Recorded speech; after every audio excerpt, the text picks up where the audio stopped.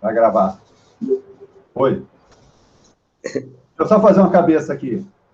Hoje é dia 19 de novembro e a nossa aula hoje é sobre o filme Ori.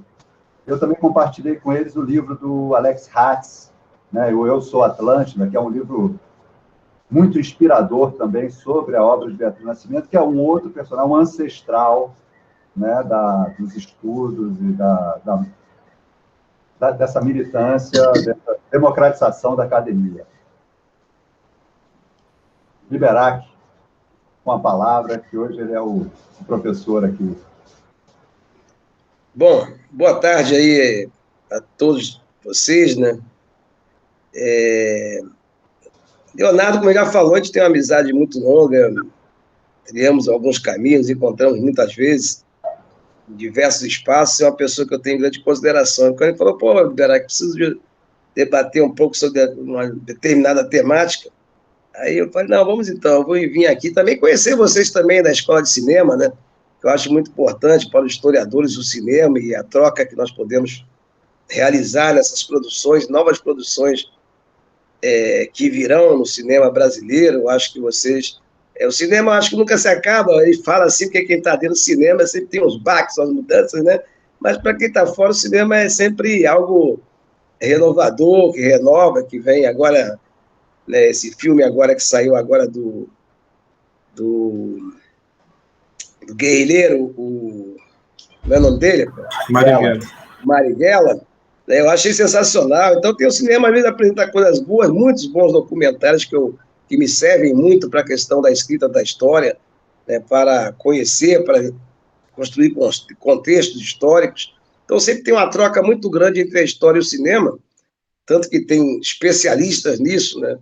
Especialistas franceses, ingleses, alemães, que trabalham com essa questão da história e o cinema, que se tornaram grandes escritores em cima dessas críticas em relação à história e o cinema, e eu acho sensacional quando, né, nós utilizamos como fonte, podemos utilizar como fonte, né, que agora eu estou fazendo esse trabalho com Madame Satã, que é a biografia do Madame Satã, tentando escrevê-la, e, né, o cinema é uma etapa importante nessa construção da imagem pós-morte dele, então utilizar o cinema como fonte para a gente é muito bom, porque é prazeroso, né, uma fonte prazerosa de se ver.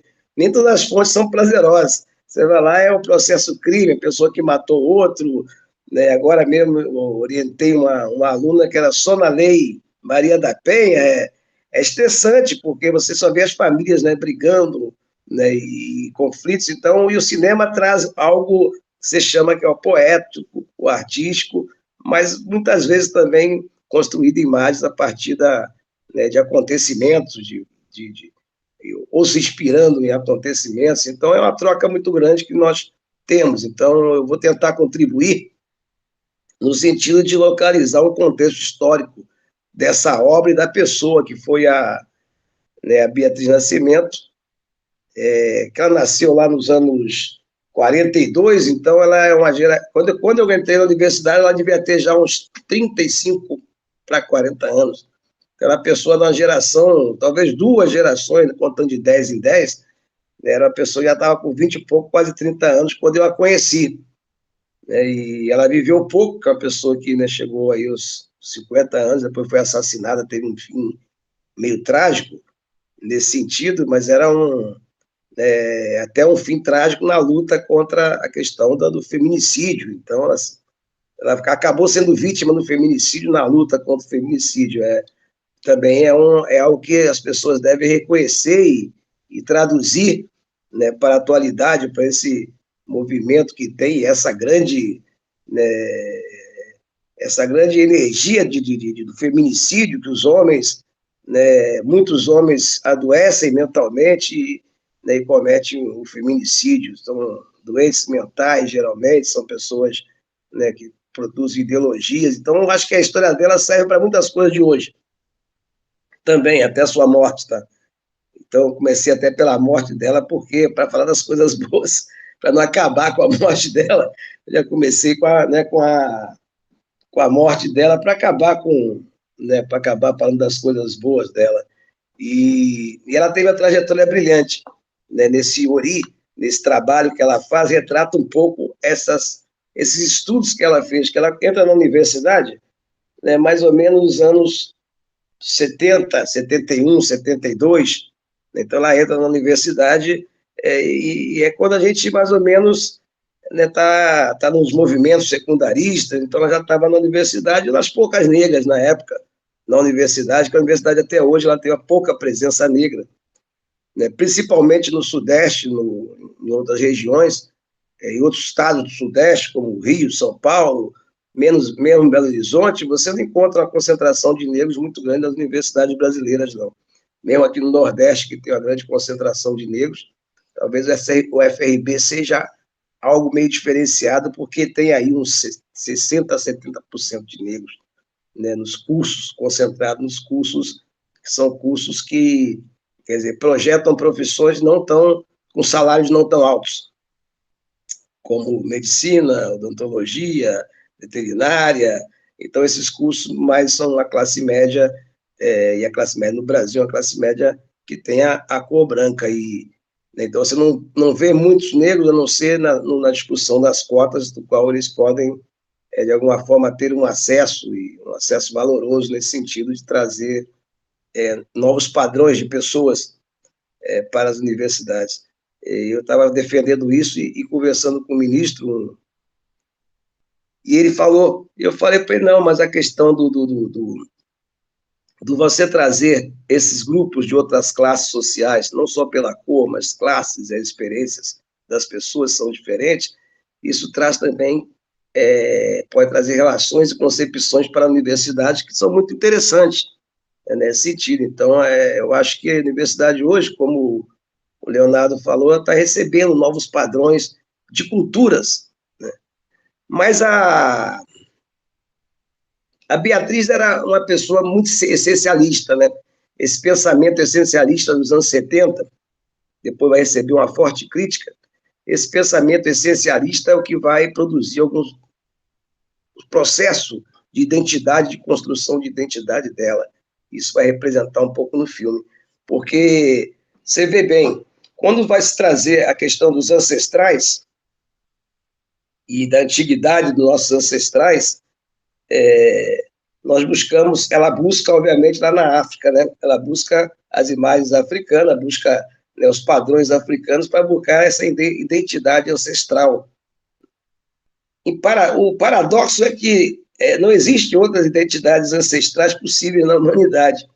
Então, eu acho que a construção desse paradoxo, esse essencialismo, ele é algo que não corresponde, digamos, à própria história dos seres humanos. Então, quando você fala assim, digamos, eu tenho essência diferente da sua, só se você veio dos Neandertais, né, dos homens de Neandertais, que possivelmente poderiam ser observados como outra raça humana. Então, os homens, né, daquela região ali euroasiática, que surge também no planeta. Então, você tem, basicamente, mais focos de grupos de primatas inteligentes. Mas você tem os primatas, né, fundamentais que surgem ali, os principais são, né, o grupo dos homens neandertais, mulheres também, se fala homens neandertais, mas tem mulheres também.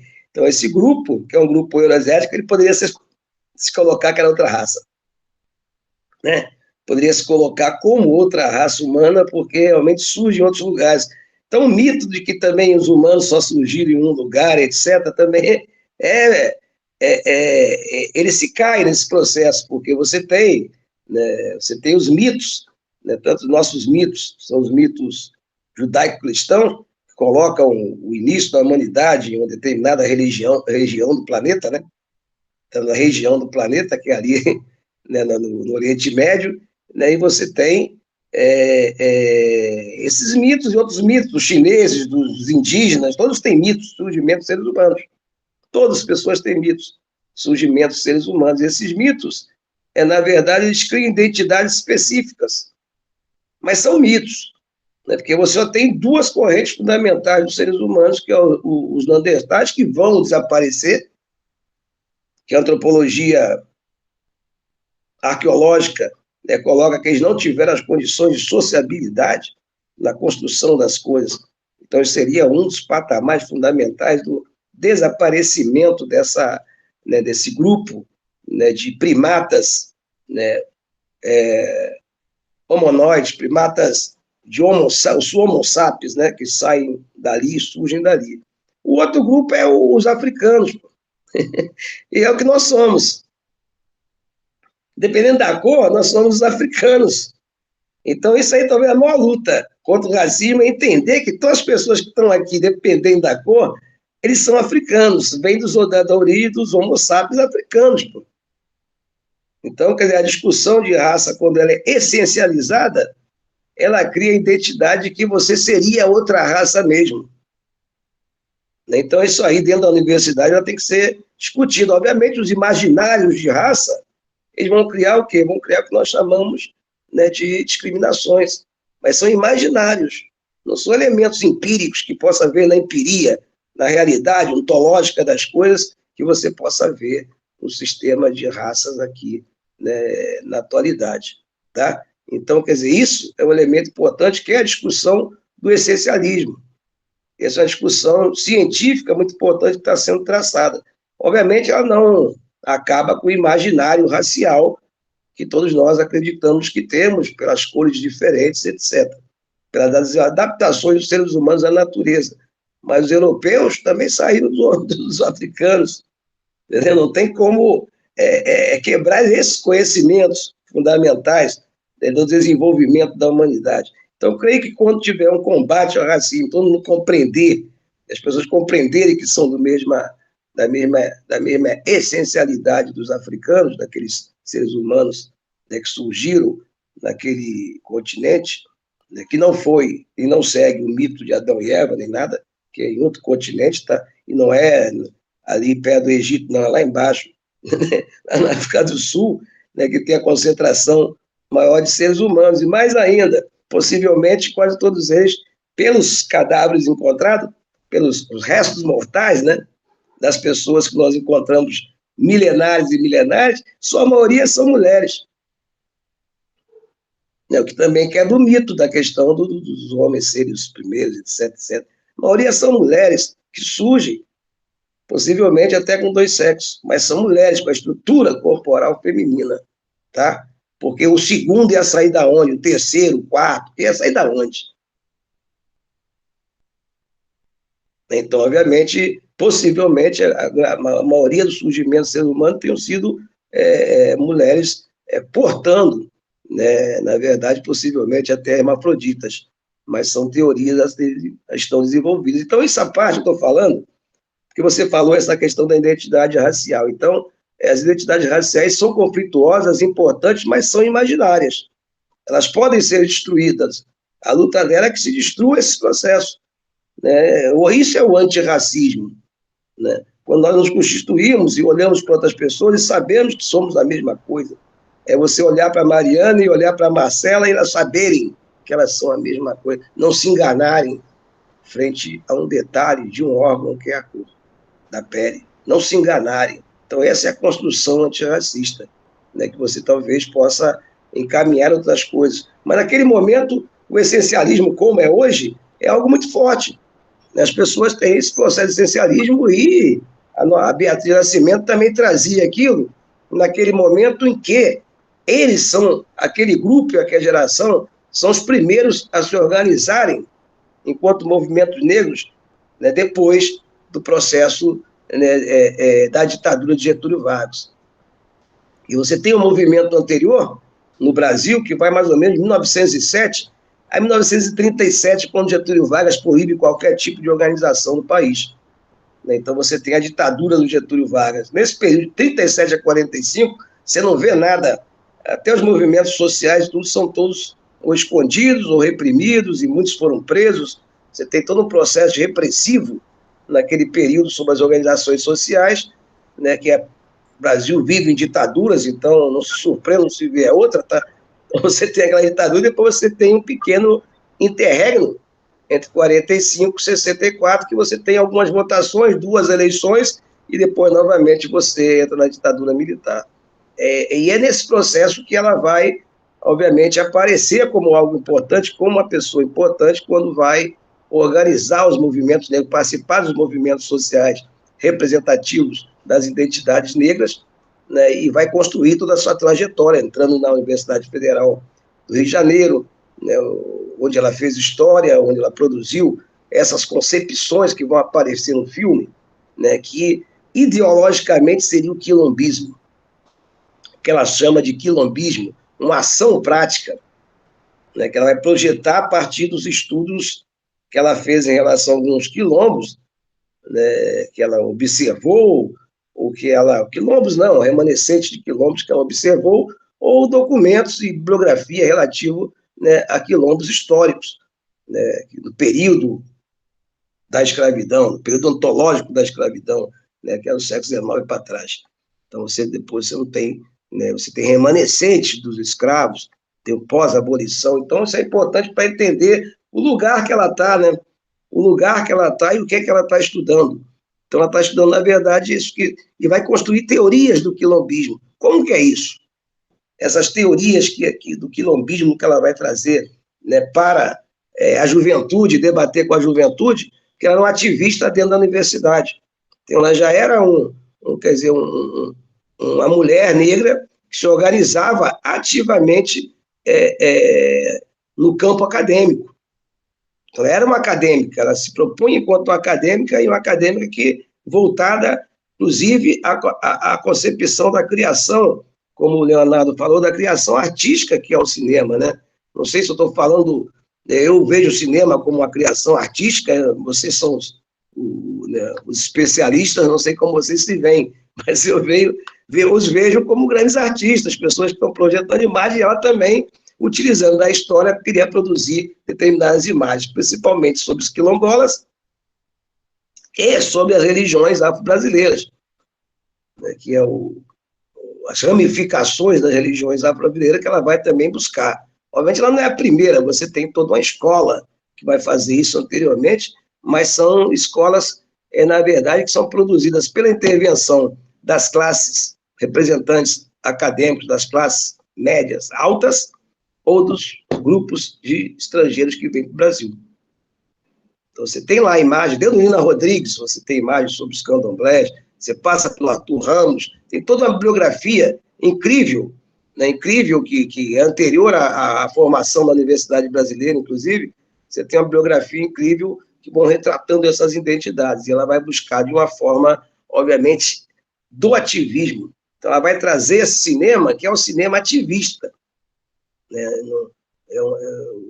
Não poderia dizer que o cinema novo não é ativismo, claro que tem um ativismo também, obviamente, mas ela vai trazer essa concepção, inclusive antes de Zósimo Bubu, ela está ali naquele movimento com o Zósimo Bubu, né, que está fazendo cinema também, que é a escola de cinema, digamos, étnica, no sentido, ou quase de grupos de cor, que eu não gosto de discutir essa questão de raça, mas eu entendo as pessoas que se dividem no mundo contemporâneo enquanto grupos de cor.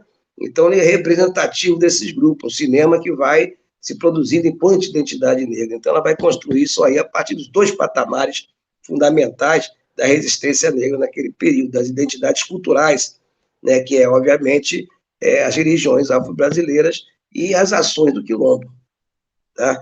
Essas ações do quilombo é que ela vai produzir enquanto um quilombismo que deveria se construir dentro dos movimentos sociais, diversos grupos, como se fossem grupos de quilombola, inclusive dentro das academias, das universidades. Então, ela está projetando politicamente as ações, né, dessas lideranças e dessas, né, juventude que chega, e dos ativistas políticos. Então, está tratando com essa juventude a partir projetando que uma determinada organização, um determinado modelo de organização em cima de um sistema de identidade representativa étnica ou dos grupos de cor, né? Então, ela está pensando ali, uma teórica. De onde ela tira isso aí? Porque todos nós pensamos também, né, principalmente os acadêmicos, em cima de estudos, em cima de concepções filosóficas, ideológicas, políticas né, e divisões de mundo, né, de valores, porque todos nós temos valores, então o cinema não vai escapar disso, os produtores do cinema não vão conseguir escapar nunca disso, porque não é possível, né, se ter um afastamento total das coisas que nós fazemos.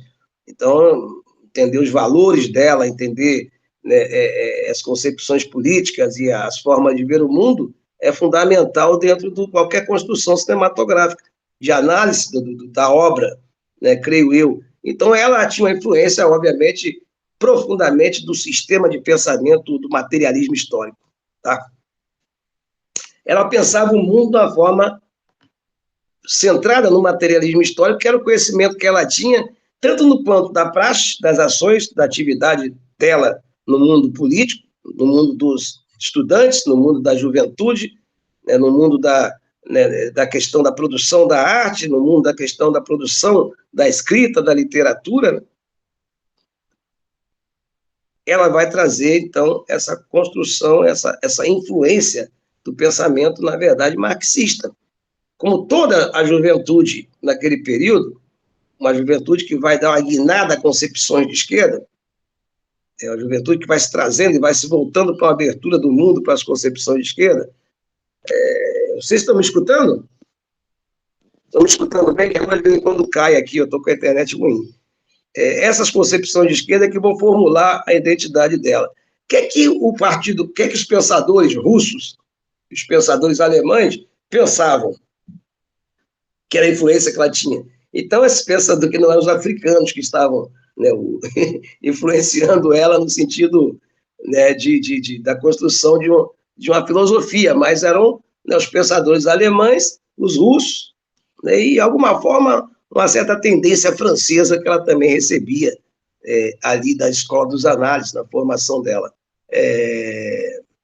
E então ela vai ler esses autores, obviamente, e vai começar a projetar o quê? O que o Lenin colocava enquanto organização praxe.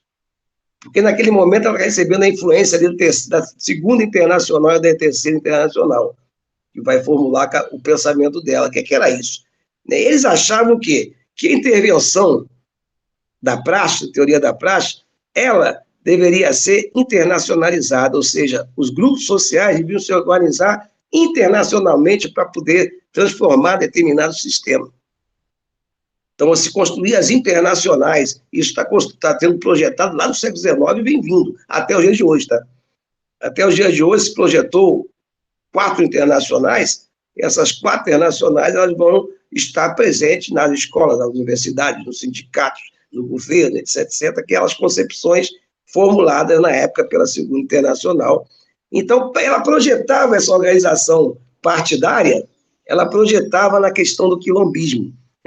Então, o pensamento quilombista dela era o que? Formular núcleos, células, né, que era o pensamento do Lenin, o pensamento do Trotsky, o pensamento do próprio Marx, que não participou disso, que ele morre, não participa dessa forma de proposta de organização, mas, obviamente, era o que estava ali, que era a proposta formulada pelos pensadores socialistas e comunistas e os anarquistas. Que o movimento anarquista também vai ter uma grande influência, por exemplo, na formação da juventude brasileira. As universidades recebem uma grande influência também do pensamento anarquista, do pensamento da autogestão, da possibilidade da negação do Estado, da destruição do Estado. Então, isso tudo está dentro da construção da mente dela, que está dentro daquele processo de formação que vai expressar no filme. Então, o filme vem com esse propósito de ativar a mente das pessoas, tinha um projeto de ativação, é um filme, digamos, engajado, que para a formulação de identidades da juventude negra, tanto a juventude negra que estaria e veria esse filme nas escolas, nas universidades, tanto do segundo grau, na minha época era segundo grau, mas os secundaristas, tanto os secundaristas quanto os universitários, quanto a população ativista queria ver aquele filme e queria aquele filme construiria possibilidades de consciência. Então, quer dizer, o projeto da formulação da consciência, de uma consciência racial, de uma consciência, digamos, de gênero, porque ela é uma ativista, uma mulher negra ativista em defesa da questão das mulheres na sociedade. Então, ela pega uma sociedade... hoje, as mulheres estão em condições estruturais, obviamente, não as mesmas que os homens ainda. Naquela época, ainda pior ainda. Então, hoje você ainda vê no mercado mulheres, vê na universidade, né, um padrão de determinada presença feminina, né? Então, você está vendo um crescimento, e essa discussão ela estava trazendo, né, não só para as mulheres em geral, mas como para as mulheres negras e brancas, né? As mulheres de qualquer forma de identidade, porque ela tinha como princípio o movimento feminista, né? Não é à toa que é a causa do fim da vida dela. Então, ela tinha essa dimensão, né, do filme enquanto elemento ativo, construção de consciência. Então, ela vai trazer a consciência discriminatória em relação ao quê? Né, em relação à questão das culturas. Então, as culturas, mesmo a capoeira, que o Leonardo, né, estudou também, nós estudamos esse objeto da cultura negra, mesmo e o construímos como tal, né, enquanto identidade também, né, de objeto da cultura negra e da nacionalização que ela vai sofrer, ou seja, as manipulações dos símbolos culturais que o Estado faz, que os movimentos sociais fazem, ela também está fazendo. E mesmo a capoeira também foi muito discriminada. Ainda, em relação a muitas coisas, mas passou por problemas sérios, inclusive sendo proibida pelo Código Penal, né, do 402. O Código Penal era o artigo 402 do Código Penal de 1990, que vai até 1938. Funciona ativamente até 1938, talvez até 1946, quando se dá, né, a promulgação da outra Constituição, que vai retirar alguns tipos de artigos, né, do Código Penal brasileiro. Mas você tem, né, as religiões, elas foram bastante discriminadas, e não foram, assim, digamos, criminalizadas como a capoeira no sentido de um artigo, mas prendia-se por quê? Porque a questão da utilização de plantas medicinais, etc., era tida como charlatanismo. Então, você tem a prisão de diversas lideranças, né, das religiões afro-brasileiras, né, que, obviamente, produziam seus conhecimentos em relação à questão das doenças, das plantas, até a universidade também entender que aquilo ali era um conhecimento que ela tinha que resgatar. Então, hoje nós vamos fazer o quê? Nós fazemos a coleta do conhecimento das plantas para poder saber os princípios dela, né? Porque as pessoas já fizeram essa tradição, mas é algo também que foi muito discriminado, e dentro das religiões afro-brasileiras era um elemento, né, que trazia, que estabelecia a discriminação, né? Então, o que ela está trazendo ali é a tentativa de uma valorização também dessas culturas. E para isso, e a relação entre essas culturas e o ativismo para defendê-las, é o que para ela trazia a consciência. Quer dizer, saber e defender, ou seja, quer dizer, o que é a consciência? É você saber que você é mulher. Estou falando aqui com mais mulheres, não é isso? Não, tem o Pedro, Rodrigo, Mariana, Pedro, Marcelo, Vinícius, né? E eu acho que tem mais 3 pessoas, então, mas estou falando aqui com vocês nesse sentido do que ela projetava para a juventude, ou seja, se você tiver essa simbologia do cinema, da arte, das concepções de construção de identidade, o debate sobre isso traz consciência. O debate sobre as mulheres e as imagens das mulheres e a produção das ações de consciência das mulheres produzem possibilidade de consciência das pessoas que estão ali utilizando aquele instrumento pedagógico que é o cinema, né? O instrumento pedagógico que é o fruto, né, do cinema, a arte, os filmes são instrumentos pedagógicos muito importantes, não só para a academia, mas para, né, a dimensão da auto-identidade, da construção, da atribuição a si mesmo de identidades. Então, hoje você vai nas escolas indígenas, você trabalha com o cinema, você trabalha com as imagens deles, você trabalha com os documentários. Então, tudo isso aí são construções muito importantes no sentido da profissão de vocês. Tá? Então, é uma profissão muito relevante, né, nesse sentido. A Beatriz Nascimento, eu vou encerrar, tá? Para abrir aqui para debate, só para encerrar aqui mais uns 2 pontos, para vocês entenderem quais foram as ações dela, entenderem um pouco também os locais que ela frequentou. Ela passou a construir, a debater com duas entidades, né, fundamentais, né, que era o SIMBA, Sociedade de Intercâmbio Brasil-África. Então, ela ajudou muito na construção dessa entidade também, que era essa construção das identidades e das associações culturais também. Então, ela dava um valor às associações culturais, mesmo estando na produção do que seria, né, digamos, o projeto político do movimento negro, que era o Movimento Negro Unificado, que só vai se constituir em 78, que ela vai participar, obviamente, que é o MNU, que vem até os dias de hoje, né, e se constitui em 78. Ela vai participar ativamente desses grupos, mas ela também era de uma ala, que tinha uma ala nesse grupo, que ela tinha um conflito não muito lógico, dentro dos grupos políticos do ativismo negro naquele período, que era um confronto entre cultura e política, que eles construíram uma determinada consciência em relação às ações práticas deles, que colocavam cultura e política enquanto elementos, digamos, binários em permanente conflito. É como se você fizesse cultura, não fizesse política. Se você faz política, não faz cultura. Então, era algo que é irreal, porque a cultura é sempre política, a política também é sempre cultura. É irreal, né? Então, estava baseado no elemento irreal, né? Porque a política, a cultura e a economia, ela existe numa totalidade. Qualquer ato de qualquer pessoa, ela sempre tem um lado político, econômico e cultural. Não tem nada que possa fugir disso. Então, você colocar esses elementos em oposição, por exemplo, você vai casar, né? O Leonardo já não pode estar casado, mas, né, a pessoa vai casar, o Vinícius vai casar com a Marcela. Não estou vendo o rosto nenhum dos dois, mas estou vendo os nomes aqui. Digamos que o Vinícius vai casar com a Marcela, né? É um ato econômico, obviamente, porque vai juntar os elementos materiais dos dois. Se eles forem bolsistas, eles vão juntar as duas bolsas, né? No casamento. Então, é um elemento, obviamente, econômico, um padrão material, né, que vai estar estabelecido naquele ato. Ele é político?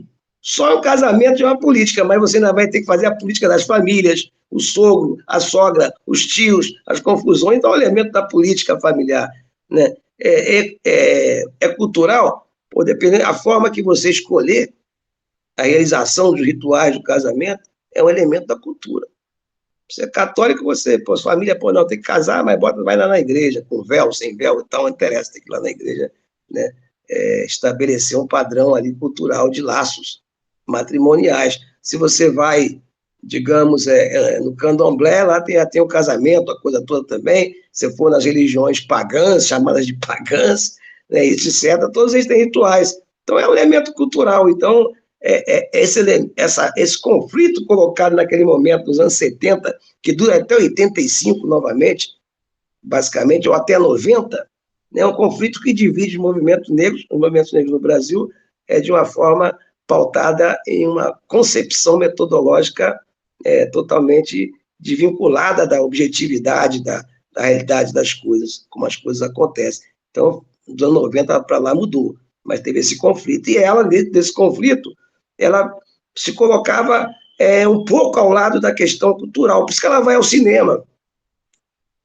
Você está me entendendo? Por isso que ela vai ao cinema. Ela não é candidata aos partidos políticos, como foram outras colegas dela. Como foram outras trajetórias de outros colegas também dela, naquele período, que também estavam no movimento negro. Então, ela vai o quê? Ela vai à cultura. Então, ela vai tentar buscar identidades a partir da cultura, a partir da política cultural que ela está construindo. Por isso, eu acho que foi uma pessoa brilhante, né? Ganhou agora a doutora honoris causa pela Universidade Federal do Rio de Janeiro, né? E deixou uma obra que hoje é uma obra que marca um pouco o que foi aquele momento, aquele contexto, aqueles padrões de pensamento daqueles movimentos sociais, principalmente do movimento feminista negro, né? Das mulheres que estavam ali entrando num cenário político, no cenário econômico, no cenário cultural da sociedade, entrando, trazendo concepções que hoje se tornam concepções fundamentais, né, para pensar o mundo, como a escola do feminista, né, norte-americana, que vai trazer várias concepções como lugar de fala, como concepções como decolonialidade, né, como pós-colonial, diversos conceitos que vão ser debatidos teoricamente dentro desse campo, né, que foi uma construção do qual ela teve uma determinada participação, um determinado padrão de participação, né, e dentro de um contexto que lhe cabia, que ela viveu. Tá? E foi uma grande ativa, uma pessoa que deve ser muito respeitada, e a obra dela também, mas vista, obviamente, no padrão crítico daquele momento. Crítico não no sentido negativo, tá? Que a crítica não é negativa só.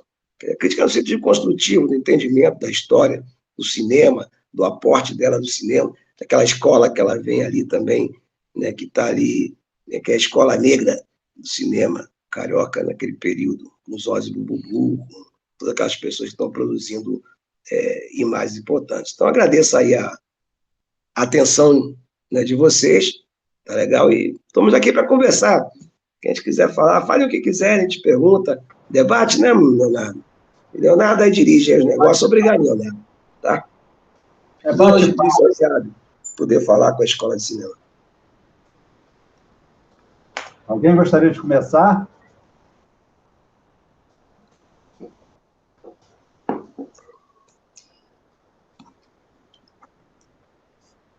Só é meio tímido, assim. A gente vai levando o papo, daqui a pouco o pessoal se anima. Tá tranquilo? Esse filme, ele está tendo Está tendo um resgate agora, justamente porque em cinema existem essas coisas do resgate. A gente fala que cultura não tem resgate, mas cinema tem, porque vocês viram, né? Pega fogo, some. Então, a cópia do filme ela estava ruim, ela foi restaurada há pouco tempo, não sei exatamente o ano, mas teve uma exibição no Fórum Doc, em Minas Gerais, em 2018, não é? Acho que foi por ali, por aquela época que a cópia estava terminando de ser restaurada. Não sei a data exata, né? Mas em 2018 teve ali um debate, e a Macota Baldina, que é outra ancestral nossa, foi para lá. Estava ela, estava a Raquel Geber, que é a diretora do filme, junto com a Beatriz Nascimento, e a Cristina Amaral, que é a montadora do filme, que também é uma outra profissional negra, mulher, grande montadora do cinema brasileiro. E a Macota Baldina... Liberac, está ouvindo, Liberac? Deu uma congelada. Estou ouvindo bem, estou ouvindo sim. Estou ouvindo bem. O meu também cai. Aí a Macota Baldina começa assim: por que Ori? Não gostei desse nome. Não precisava. Olha, esse negócio de falar. Por quê? Qual é a questão? A Macota Baldina, a gente conhece ela daqui, né? Também é outra que já se foi para o Orum. Mas se eu falar que ela foi para o Orum, ela falaria que não. Ela foi lá para o...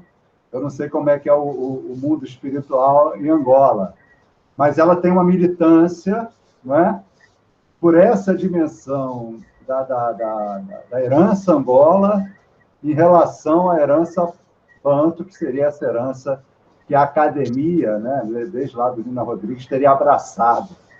Né? Então, é engraçado que ela traz ali, diante de um debate sobre o filme, a atualização do debate que ela está travando, que é a valorização, né? Aquela coisa que tem um plano de vida, né? Uma missão, assim, um chegar lá. Então, é um espaço de conflito sempre, né? Não se espera nunca que nenhum espaço seja perfeitamente harmônico, né? Acho que ela coloca lá no início do filme, falando sobre a questão da história. Eu queria que o Liberac falasse um pouco para mim isso, porque parece, né, que ela vai fazer uma disputa por essa questão do quilombo, do termo quilombo. Não sei quem mais estava fazendo. Né? Aí o Liberac já deu um panorama bem legal dessa coisa dos movimentos, da questão política, né, das leituras que se faziam naquele momento. Mas me parece que ela tem uma consciência dessa disputa no campo simbólico, né? Que a disputa não é a questão do quilombo é um conceito que pertence à história. Não, isso eu sei que é. Né? Mas por que eu não posso usar esse termo, fazer né? Ler uma continuidade? O que ela está fazendo é tentando trazer essa história enquanto continuidades que representam, né? que permitem uma leitura de uma identidade, uma construção da identidade. Tipo, a identidade que você quiser construir, mas você tenha né? O Fio da Memória, né? Nessa época teve o Ori, que foi lançado em 80, e 89, 88, mas também teve o Centenário da Abolição, e quando o Zósimo Bubu fez o Abolição, né, o filme Abolição, e o Eduardo Coutinho fez o Fio da Memória, que foi lançado mais tarde, porque demorou para terminar. Mas foram 2 prêmios financiados pelo Centenário da Abolição. Né? Então, tem uma disputa pelo esse imaginário ali, né, que vai... Ela, por um lado, na pesquisa dela, ela está trabalhando com rigor, né, da historiografia, tentando defender nesse campo esse imaginário, e no outro lado, a militância política e a defesa do poético. Né? Ela chega a falar assim, que eu não precisa me avisar que eu estou criando mitos. Eu sei quem é Zumbi, eu sei quem é o homem zumbi, mas, ao mesmo tempo, eu preciso do mito, a juventude precisa do mito, a gente precisa construir, né, os mitos, porque o Alex Hatz vai falar que ele estaria construindo, ele teria sido acusado de construir o mito em cima de Beatriz Nascimento. Aí ele vai falar que, não, mas tem um monte de estátua aí de general de não sei o quê, deixa eu construir a minha, por que não tem a minha? Por que eu não tenho o direito também de construir o mito, né? Ou seja, porque eu também não posso exercer a minha função poética na sociedade. Ela é dada por um campo que se forma, né, como um Cristo. Então, a história, em algum aspecto, né, a história, obviamente, já mudou muito, mas a história oficial que se construía, também tem uma poética aí, né? Quando as discussões entram, elas entram de uma forma poética, depois elas parecem se tornar institucionais. Né? E aí, Liberato? Você acha que isso faz sentido? Acho que sim. Eu queria perguntar, posso devolver uma pergunta? Eu queria perguntar para Marcelo, Pedro, aí, Rodrigo, Mariana, vocês. O que vocês acharam do filme? Queria ver como é que vocês viram esse filme, para mim poder aprender a entender essa coisa da recepção, que aí só vocês podem falar mesmo. Como é que vocês entenderam o filme? Será que o que eu falei aqui não tem nada? Vocês viram coisas diferentes? Será que tem esse efeito mesmo assim? Né? Como é que é isso? Como é que vocês viram isso aí? Gostaram desse filme?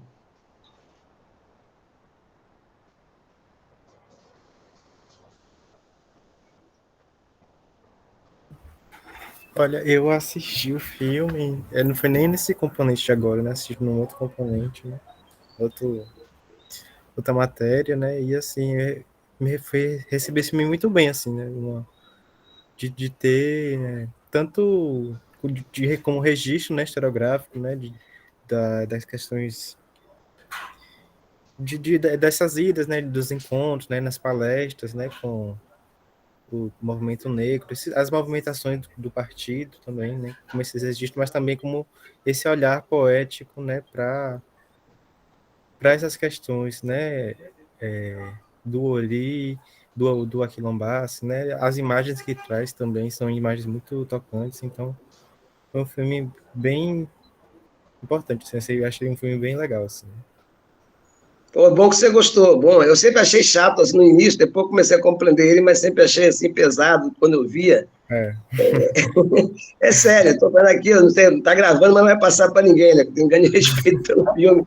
Mas eu achava assim, né, uma coisa, sabe, meio incompreensível, porque é um monte de imagens que às vezes, né, você percebe aquelas informações, mas ficava um pouco incompreensível. Parecia para mim uma mistura de ficção com documentário, sabe? No início, quando eu fui, não entendia direito também. As primeiras vezes que eu vi, eu acho que eu vi as primeiras vezes nos anos 80 também, né? O filme fez um efeito assim, outro, né? Que eu tenho agora eu vejo de outra forma. Mas naquele momento, primeira vez, me pareceu muito, né? Não sei, essa coisa de cinema, né? Da mistura do documentário com a ficção, uma coisa brasileira também, às vezes uma escola brasileira, não sei se é isso. E, Mariana, você acha o que, Mariana, que essa questão, por exemplo, das identidades das mulheres negras, femininas, o papel dela de projetar isso, ela conseguiu, nos anos 70, falou que tinham que ter mulheres negras na universidade e que deveriam ser ativistas e tal.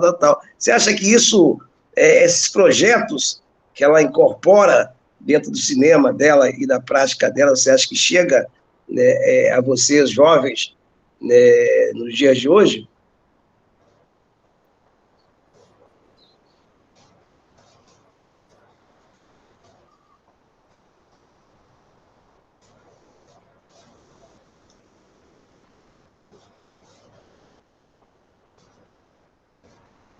Acho que ela está fechada, não está escutando, né? Está com dificuldade de ligar o microfone. O microfone, está difícil as coisas hoje. Sistema remoto é terrível, essas aulas. Não sei que as pessoas gostam, eu acho assim terrível as aulas do sistema remoto, entendeu? Acho que tem que voltar ao presencial, né? O presencial tem uma troca muito mais profunda, muito mais interessante. Mas, de qualquer forma, Leonardo, eu acho que tem razão. Duas coisas que você pegou interessantes que o filme demonstra. Duas coisas muito importantes. Uma delas é essa questão da cultura banto, né, e da cultura, né, Yorubá, Fon, né, Jejinagô, que a gente conhece muito mais assim como uma expressão. Né? Então, ela vai tentar resgatar uma cultura banto também, que estava um pouco... que agora está sendo retomada, mas ela não ocupa tanto espaço na formação da cultura brasileira, principalmente na Bahia. E na Bahia existe um predomínio das palavras, dos conceitos africanos, da cultura Yorubá, né? Yorubá Fon, né? Do Jejinagô, né? Do Queto, né? Que são o quê? Correntes, obviamente, lá do norte da África, da parte ocidental norte da África, onde está situado hoje a Nigéria e os países ali, o Benin, etc., né? Então, você tem ali uma importante contribuição para a nossa formação. O que nós escutamos, como o Oludum, Ileaê, todos esses blocos, tem uma influência muito grande dessa cultura do norte da África, não lá do sul da África, do norte. Né? A influência é muito grande. Então, você pega os blocos afros, todas as danças todas que vocês gostam, esses ritmos, né, que é o ritmo do carnaval baiano, que é uma mistura dessa cultura com, né, os processos lá dos pernambucanos, etc., que é o carnaval nosso aqui, ele tem uma influência muito grande, né, dessa cultura, digamos, Fon Yorubá. Né? Então, ela vai trazer um pouco uma valorização dessa cultura banto, que são os países como o Congo, né, o Angola, Moçambique, né, inclusive depois passam a ser países de língua portuguesa, inclusive são de colonização portuguesa também, anterior ao Brasil, né, porque os portugueses vão fazer a colonização na África quase 100 anos antes de chegar ao Brasil. Então já tinham todo o conhecimento ali daquelas regiões, são os primeiros a chegarem no Brasil. Então, os primeiros a chegarem no Brasil são os bantos, são aqueles, entendendo, do sul da África. Aí eles vêm trazidos para cá, né, os processos de escravização moderna, que é muito complexo, você vai conversar agora, que é muito complexo, o processo de escravização moderna. Você vê que os quilombos já existiam lá. Já existiam quilombos na África, né, que são lugares onde as pessoas fugiam da escravidão também.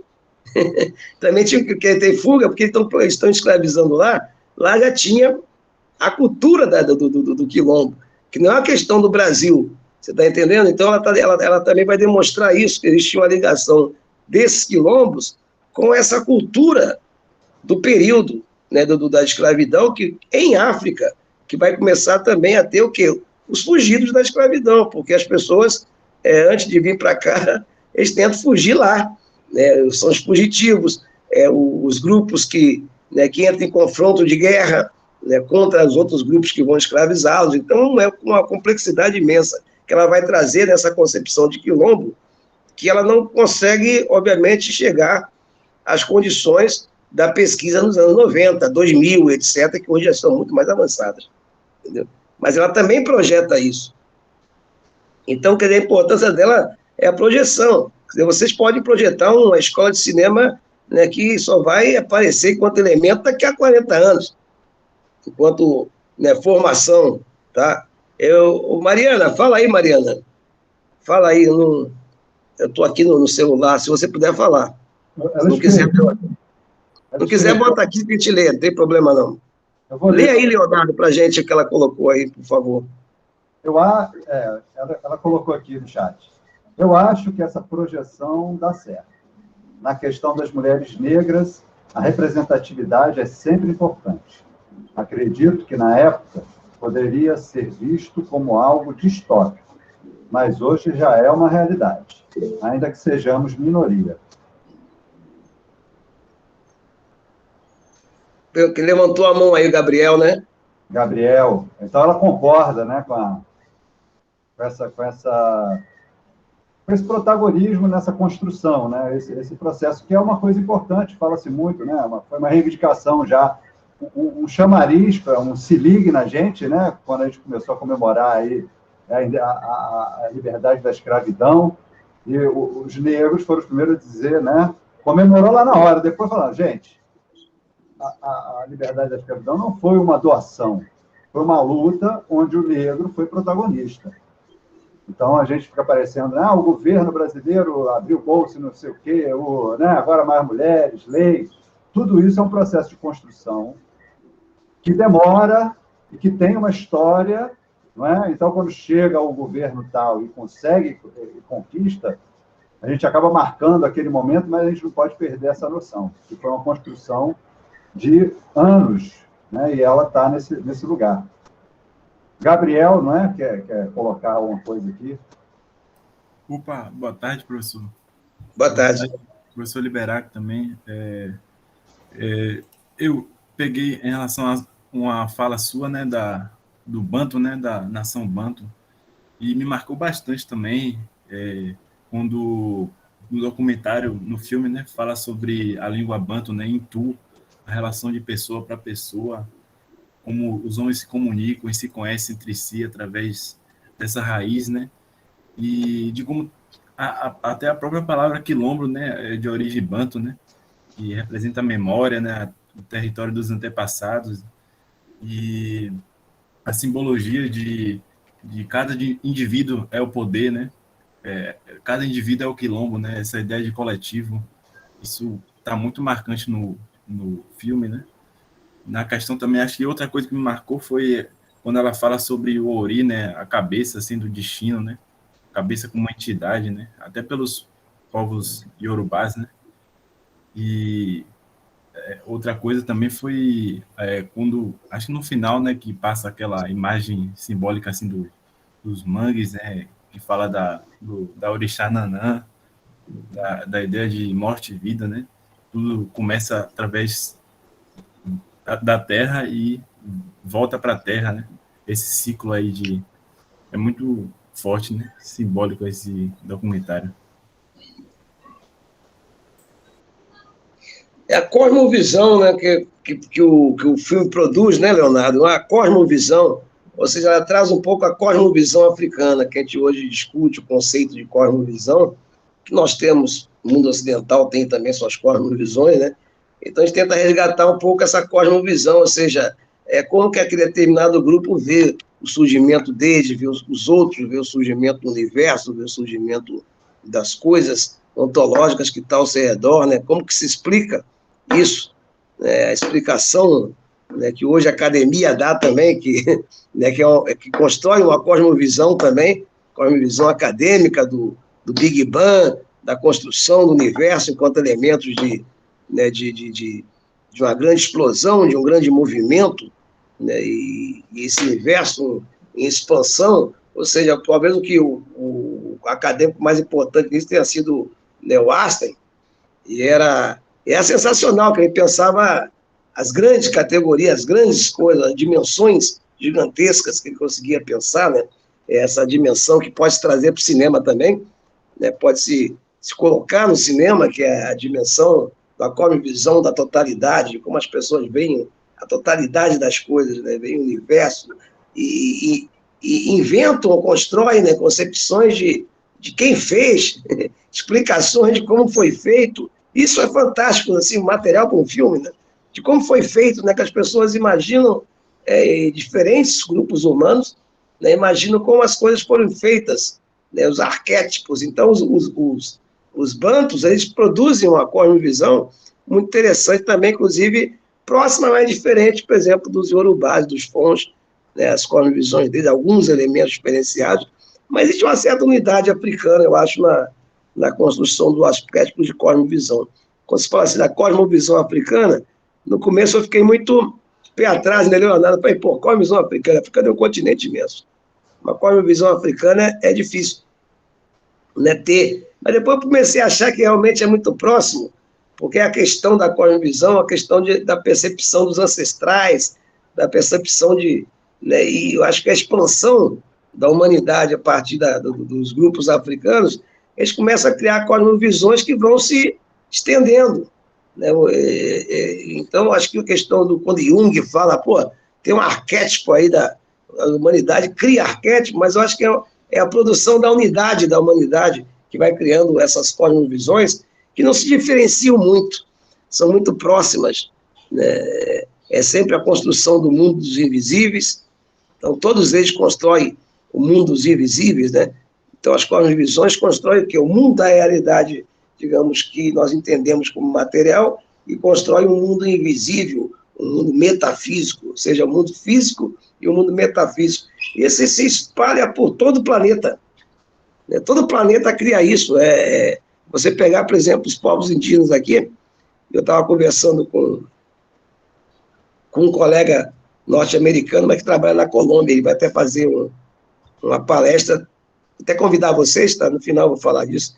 Esse colega, ele estava falando das migrações indígenas antes da colonização, que as pessoas tinham migrações de índios, lá nos que nós chamamos de Estados Unidos hoje, migrações que chegavam até a Venezuela. Então, quer dizer, o que a gente pensa que as ligações desses grupos humanos que se expandiram são ligações, por exemplo, que a gente não entende ainda direito na história. Né, que os historiadores ainda não conseguiram reconstruir isso. Parece que o mundo era isolado antes do colonizador, que o mundo africano e o mundo dos americanos fossem mundos isolados. Né, e talvez seja um problema metodológico para explicar muitas coisas em relação às próprias cosmovisões. Né? Então, a cosmovisão inca é sensacional, né, dos incas, né, cosmovisões que são pouco exploradas, eu acho, pelo cinema, tá? O cinema talvez explore, às vezes, mas explora com uma construção de identidade, onde as imagens saem ralas, mas não explora enquanto conhecimento. Quer dizer, a percepção de explorar isso enquanto conhecimento é muito importante, porque eu acho que nos dá a possibilidade de nos entendermos e entendermos os outros. Então, acho que o cinema é algo que pode explorar. Então, tem lá essa concepção Banto. Né? Que Banto, o que é? Como se fosse o latim, tá? Então, a gente chama Banto, é uma corrente, quer dizer, um grupo linguístico, como se fosse o latim. Né? E você tem ali o português, o francês, etc., né? O italiano e tal, você tem as várias línguas ali dentro que saem do latim, né? E você tem, então, no Banto também a mesma coisa, várias línguas que saem ali dessa escola, né, linguística Banto. Então, as várias concepções, as várias formas de falar, mas dentro de um quadro de palavras, né, que pode se estabelecer enquanto do mesmo grupo, da mesma raiz ali, que são os bantos. E esses grupos vêm para o Brasil totalmente diversificados. Eram grupos com várias etnias. Uma coisa é a língua, tá? Uma coisa é a fala. Né? Uma coisa é a fala. Outra coisa, que é a língua das pessoas, o primeiro base de comunicação. Outra coisa são os elementos étnicos, que também estão dentro dessa língua. Então, vários grupos que têm a mesma língua, que saem da mesma língua, elas constroem elementos étnicos, identidades étnicas diferentes. Então, você tem, quando vem para o Brasil os africanos, os primeiros, os bantos, então você vai ter uma diversidade muito grande de classificações. Então, você tem lá o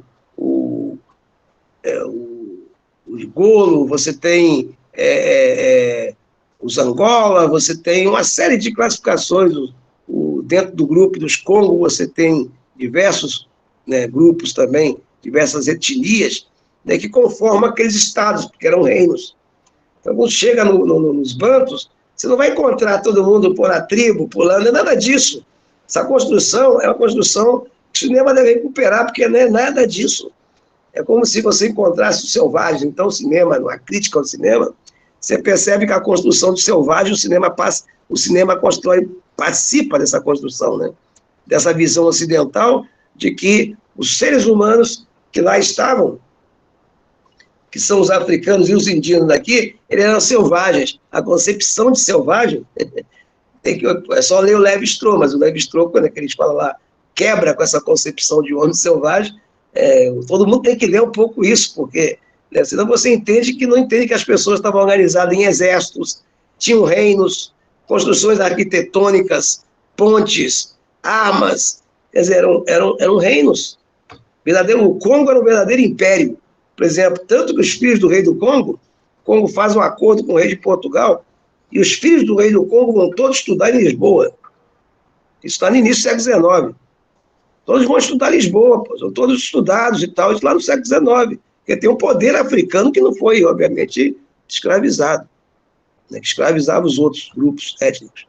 Então você tem lá toda uma relação de construção de sociedade, do qual o cinema poderia resgatar, porque ele não resgata. Ele sempre produz o homem selvagem, sempre produz um homem de um agrupamento que não tem roupas, que não tem vestes, que não tem, né, uma cultura, digamos, alimentar, que não tem uma civilização, uma forma de construção de escrita, não que sejam letras alfabéticas, mas uma forma de construção de escritas, tem que ser recuperado. Então, tudo isso que vem para o Brasil, ele vem principalmente que a grande parte dos escravos eram soldados, presos em guerra. O Quilombo dos Palmares surge, entendeu, galera? O Quilombo dos Palmares surge, entendeu? Rodrigo, Mariana, Pedro, Marcela, o Quilombo dos Palmares surge a partir de migrações forçadas, ou seja, da escravidão, de prisioneiros de guerra, soldados. Tanto que eles vão fazer o Quilombo dos Palmares enquanto o quê? Enquanto um verdadeiro forte cercado. Todas as técnicas de construção de fortes, né, de grupos militares. Então, por isso que ficou 100 anos para destruí-los.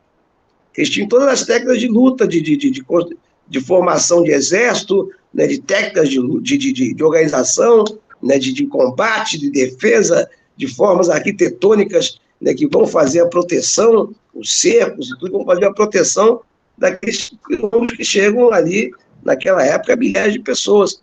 Mas era o quê? Uma organização militar, principalmente uma organização militar, né, formada dentro da hierarquia militar.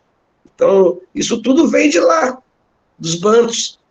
Entendeu? Então, a recuperação dessa civilização pelo cinema é importante. Nunca foi feito um bom filme sobre sobre zumbi, tá, Leonardo? Desculpa falar isso, mas nunca consegui ver um bom filme sobre zumbi. Dentro das construções documentais, isso aí seria fantástico, que tem hoje. Agora a Silvia Lara foi em Portugal e pegou, que até publicou aí, saiu uma publicação sensacional de diversos documentos novos sobre Quilombo dos Palmares, sobre as famílias que compunham o poder nos Quilombos dos Palmares. Isso tudo daria um filme fantástico, mas o problema é quem financia, né? Então, o mundo do capitalismo é terrível, porque as ideias são muito boas da cinematografia brasileira, mas também os financiamentos são financiamentos muito comerciais, né? Quem vai ganhar, quem não vai ganhar, etc. Todas as influências que estão nesse meio capitalizado, né, que vocês vão entrar. E é difícil, né? É difícil a pessoa ter eu acho terrível a trajetória para as pessoas que escolhem o cinema, porque realmente é terrível, desculpem falar, não é para vocês, caso desistirem, não, mas é uma luta muito grande para você implementar uma escola de cinema, implementar concepções filosóficas, né? E eu acho que o caminho é esse também, da valorização desses conhecimentos na construção do país.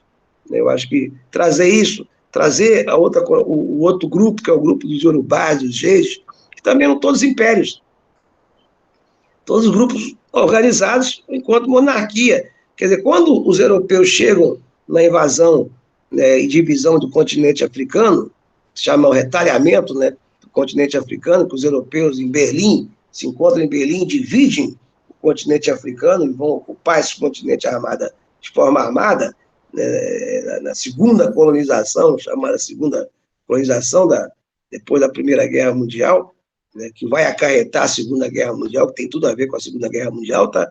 Essa partilha africana, né, que vai acarretar a Primeira, a Segunda Guerra Mundial, a disputa pela partilha africana é muito grande, né? Então você vai ter ali uma relação com as monarquias africanas.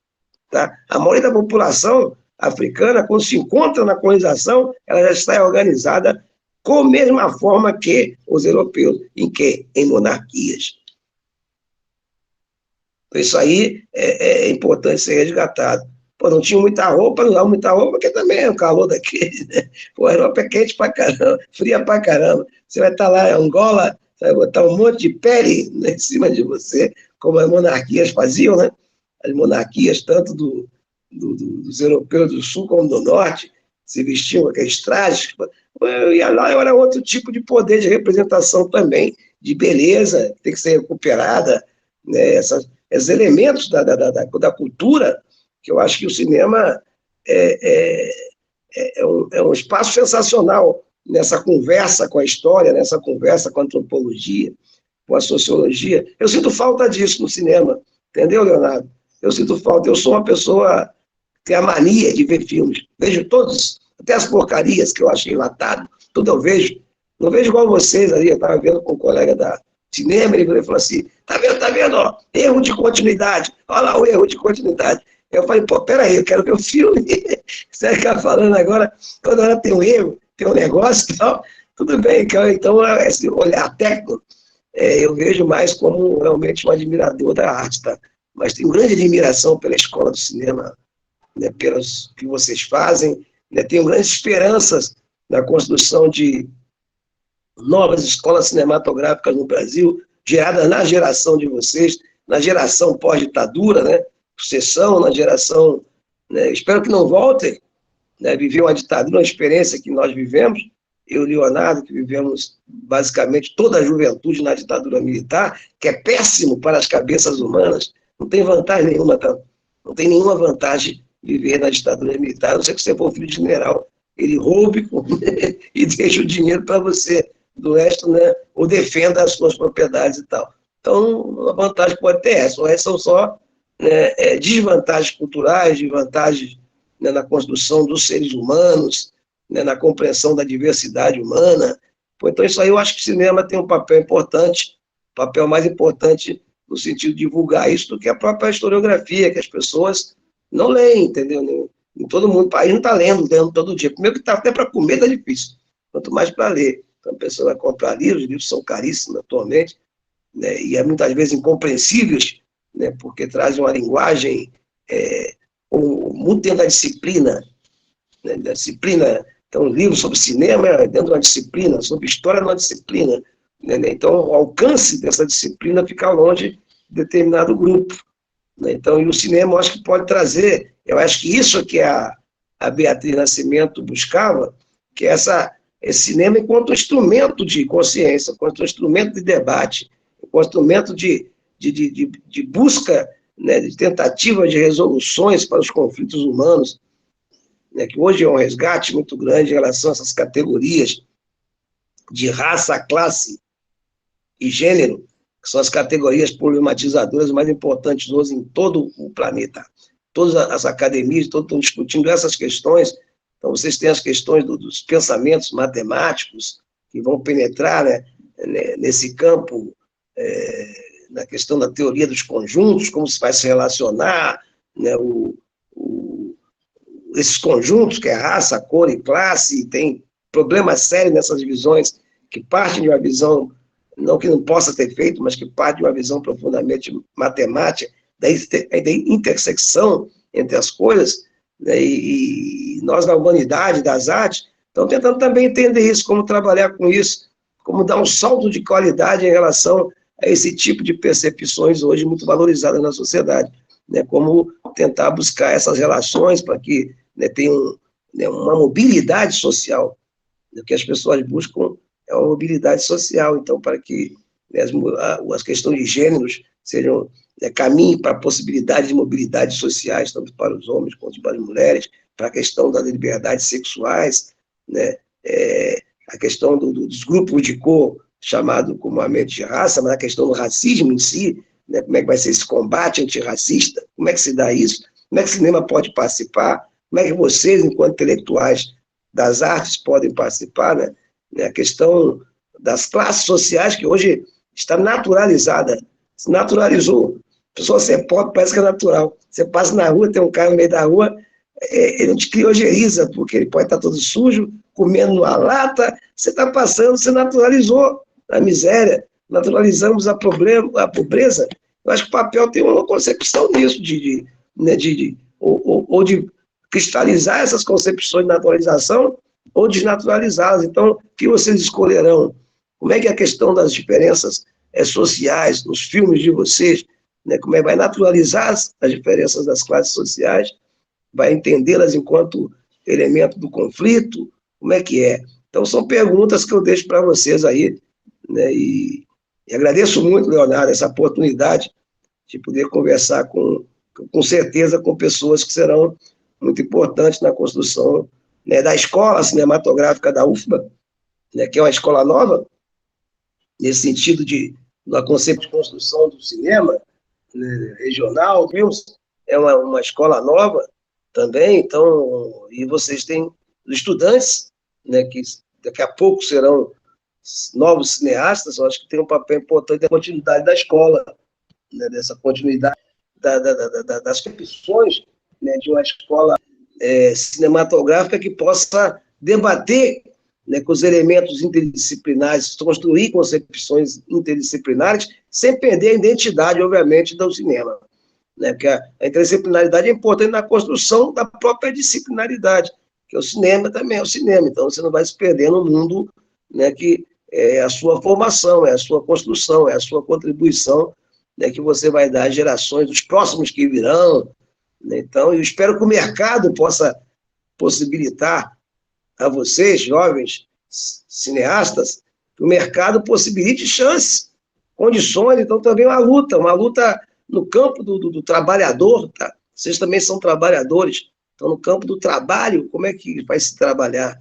Pois trabalhar com cinema, como eu falei, é árduo, difícil, né? Eu sei disso, Leonardo sabe disso, de como nós fazemos, como vão ter que trazer verbas, e quando tem, porque às vezes também não tem. Então, todas essas condições aí da realidade é que eu acho que eles vão enfrentar. Né? E agradeço a atenção de vocês, tá? Assim, com toda a sinceridade, o carinho que eu tenho, né, pela juventude, pelo meu amigo Leonardo aí. Toda vez que precisar, Leonardo, que toda vez que você precisou também, a gente faz coisas juntos, ele sempre nunca disse um não para mim, eu também não ia dizer um não para ele nesse momento, além de que é um momento de grande prazer, dentro de uma pandemia, você poder falar, né, com pessoas jovens, porque a gente espera da juventude o quê? As coisas novas. Né? Eu aprendi isso com um grande filósofo, artista, filósofo, que falou, a juventude é onde vem as coisas novas, a gente pode querer coisas novas da juventude. Então é importante escutar a juventude, é importante escutar as concepções que vocês trazem aí para o mundo, né, para uma nova juventude, num novo momento, né, do qual eu já estou andando por 70, então é um novo momento que eu vejo, e eu acho que a vantagem nossa, Leonardo, é morrer com eles, é trabalhando com eles, entendeu? É a grande vantagem nessa escolha da nossa profissão de ser professor. A vantagem é poder morrer no meio da juventude, é poder estar sempre escutando as novidades que eles vão, obviamente, trazer e conversar conosco. Tá? Muito obrigado aí por tudo. Muito obrigado. É o Elixir. Ô, Liberac, também, muito obrigado. A gente sente falta desse convívio mesmo, né? A única vantagem da internet é que possibilita esses encontros, que seria Liberac aqui vizinho, mas está sempre em Cachoeira, trabalhando. Quando a gente está trabalhando fisicamente, a gente acaba tendo esse tempo, fica mais difícil. E nessa disciplina já pude trazer gente do Rio, gente de Cachoeira, a Fernanda já esteve aqui também, né? A Fernanda Martins. Bacana. Pega lá também. Então, é uma oportunidade que pintou. Talvez até faça isso presencialmente também, semestre que vem. Coloque na sala lá ligue o projetor, ligue o celular ali e alguém participando do seu telão. Acho que a gente vai encaminhar para aí. Mas esse espaço da conversa, que eu acho que é fundamental, que a gente não pode perder, né? Essa coisa do se colocar, né, que Liberac está aí provocando. Às vezes a gente, professor, eu pelo menos eu gosto de falar muito, eu como estou estudando, eu estudo, aí quero botar tudo aqui. Mas é muito importante né, esse espaço da conversa, e é um pouco... A gente está no momento onde o audiovisual ficou razoavelmente simples de fazer. Com celular, a gente está fazendo filmes com celular, toda semana, vários filmes. E é isso que o Liberac falou, essa coisa o novo vem da juventude. Só que eles estão aí num processo de passagem, eles são jovens, mas estão num processo de passagem para uma fase adulta mais radical. E muitas vezes essa preocupação com o mercado traz um pouco um enrijecimento no sentido de dar conta daquilo que já existe, porque o mercado é uma coisa que já existe. Né? Eu tenho que fazer um filme para quê? Para botar na Netflix, para ganhar um dinheiro, senão não... E aí você se adapta, né? Faz o padrão. Uma das críticas ao filme Marighella é que ele é um filme para Netflix. Né? Eu acho que tudo tem que existir. O filme para Netflix e o filme para pensar o meu ser poético.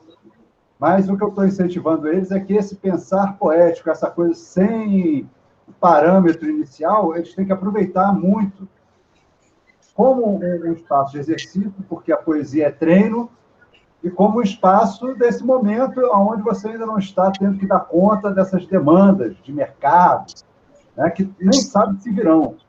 A gente nem sabe se virar. Mas elas só vão vir porque o cinema, eu falo para eles que o cinema não existe, porque o cinema precisa ser criado. Então, eles têm que criar esse campo. Tem que fazer os filmes dele, ir exibindo, fazer o próprio circuito, porque um dia esse circuito vira um canal, né, vira... O que vem depois não importa. O que importa é que eu faça aquilo que é importante no meu imediato, né, naquilo que eu posso verificar, dialogar, conversar, né, essa dimensão que talvez, essa dimensão quilombola que a Beatriz Nascimento coloca, reflita um pouco como uma dimensão importante, principalmente para a gente que faz cinema. É verdade, é verdade. Mas é isso, acho que é isso, né, Leonardo? É isso, né? Tá lindo. Vocês querem perguntar alguma coisa? Esperem, vê se eles querem perguntar, assim, porque essa coisa do não presencial é muito difícil, assim, comunicação, né? Mas também vai acabar isso aí, eles podem ainda se encontrar no presencial. Que a gente pode se olhar, né, e entender melhor as coisas que estão, né, surgindo desse debate todo que nós estamos fazendo. O cinema é uma coisa muito difícil, né? Até eu estou fazendo um trabalho agora, que eu estou escrevendo a biografia do Madame Satã, que tem esse filme, que é um filme famoso. Tem 2 filmes, né, sobre Madame Satã. Um é o Rainha Diaba, que foi feito em 74, 2 anos antes dele morrer, do Madame Satã morrer. Foi um filme ainda que o Madame Satã estava vivo, né, estava em vida. E o outro depois foi feito agora, né, nos anos 2000, onde o grande ator aí é o baiano Lázaro Ramos, e você tem lá o Caos, acho que esse é o nome dele, que é da escola lá cearense, Caos, eu esqueci, que é da escola cearense, isso, que é da escola, isso, Karen, que é da escola cearense, mas ele tem uma relação muito grande com os franceses, da escola francesa de cinema. E é um filme fantástico, eu gostei, assim, o filme foi um dos filmes quase fantásticos. Mas como não tinha a biografia dele escrita, então eu resolvi dedicar a escrever a biografia dele, tá, o livro está andando aí, devagarinho, né, por causa da pandemia. Então fui lá em Pernambuco, levantei diversos documentos da família dele, da construção genealógica da família dele, dos lugares que ele nasceu, que ele passou. Fui ao Rio, fotografei várias casas que ele morou, etc. E é muito interessante porque tem um pessoal, inclusive, aí da UFBA, que eles querendo fazer um documentário, né? Um documentário em cima desse material. Eu só contribuo com materiais, mas uma dificuldade minha pensar no documentário. Eu tenho que pensar no documentário, são vocês.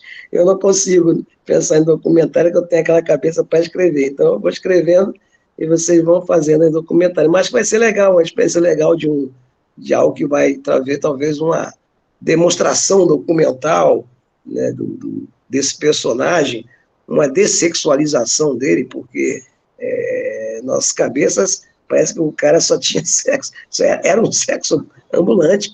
Então, quer dizer, desconstruir um pouco essa dimensão que o próprio filme do Lázaro Ramos também nada.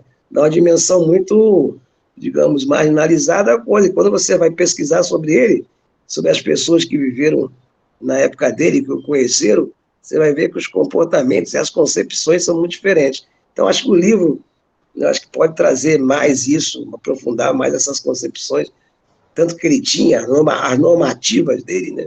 São normativas do qual esse filme, por exemplo, não passa. O outro é muito ficcional.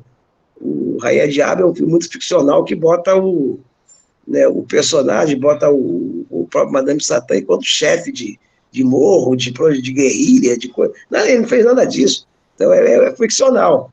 Tem um interesse naquele momento, por que fazer assim, né? Talvez até projetando os grupos, né, Comando Vermelho, os comandos todos que vão surgir depois desse filme, até talvez estivesse surgindo naquele momento, mas projeta algo que não era muito a onda do Madame Satã, que era outro tipo que era muito mais o capoeira. Então, esse aqui é, inclusive, o título do livro, né, o Capoeira Madame Satã, porque vê-lo de outra forma é importante, que vai trazer o quê? Outros conhecimentos, outras formas de conhecimento. Então, acho que esse documentário, vou pedir ajuda também ao Leonardo, eu acho que esse documentário é um documentário que pode trazer debates importantes sobre a construção desse personagem, que é uma personagem muito maldita, né?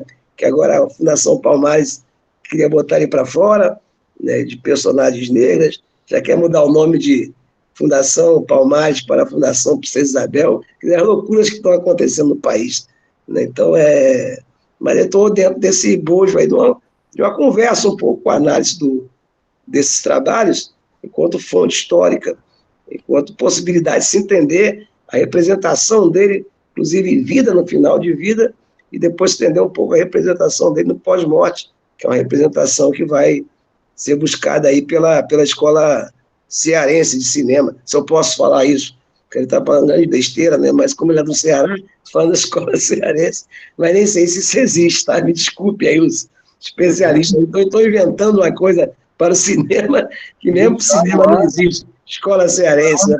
Não tem, não. Escola de Fortaleza, né?